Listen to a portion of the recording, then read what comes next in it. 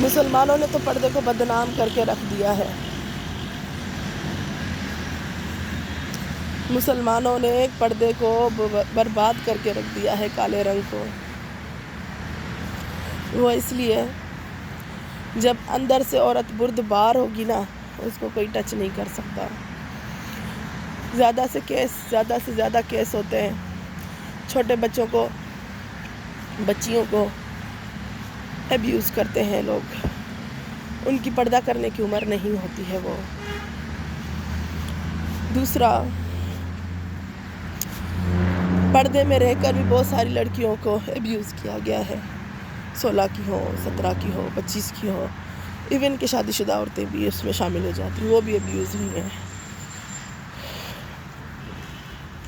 میں کہتی ہوں جب بیٹی پیدا ہوتی ہے تو اس کا پروٹیکٹر اس کا فادر ہوتا ہے، اس کا شیلٹر اس کا فادر ہوتا ہے، اس کا سیکیورٹی گارڈ اس کا فادر ہوتا ہے.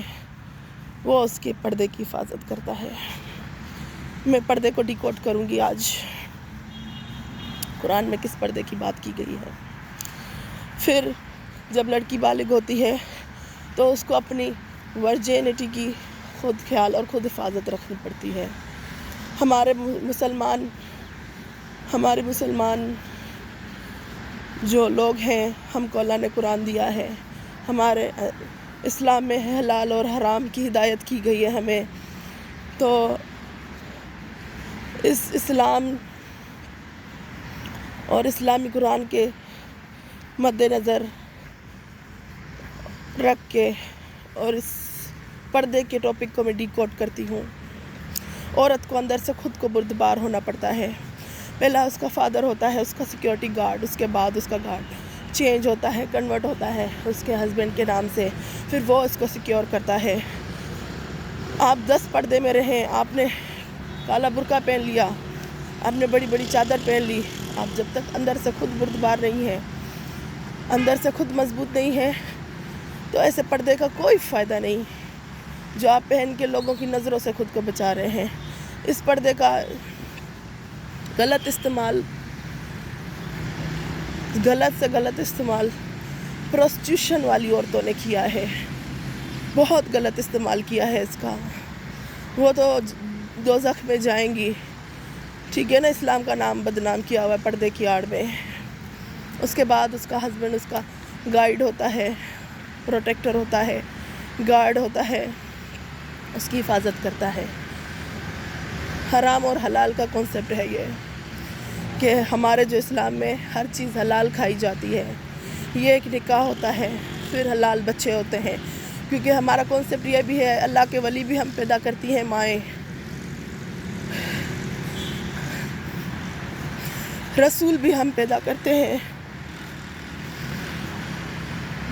عورت وہ ماں بنتی ہے جب وہ اتنی پاک ہونی چاہیے. ان عظیم ہستیوں کو پیدا کرنے کے لیے اتنی پاک ہونی چاہیے. یہ پردہ عورت شادی کے بعد بھی اس پردے کو خود سنبھالتی ہے. وہ نامحرموں کی زینت نہیں بنتی اور نہ ہی وہ بنے گی کبھی.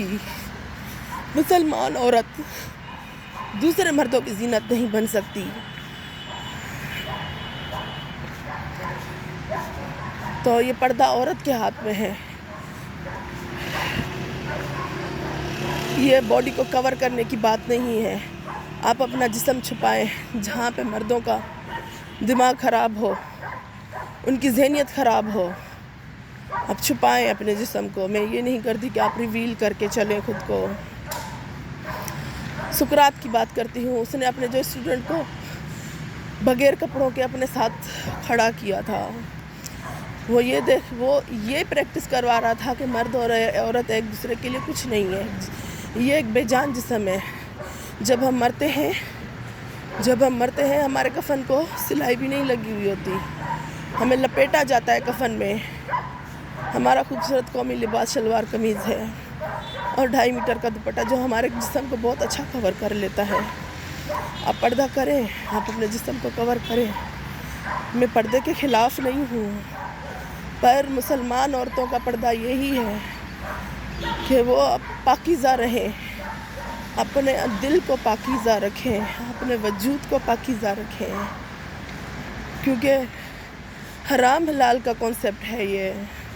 ہم مائیں ولی پیدا کرتی ہیں، رسول پیدا کرتی ہیں، ہمارا پاک ہونا لازمی ہے۔ یہی پردے کی مثال میں دینا چاہ رہی ہوں، یہی مثال ہے ہم مسلمان عورتوں کے لیے۔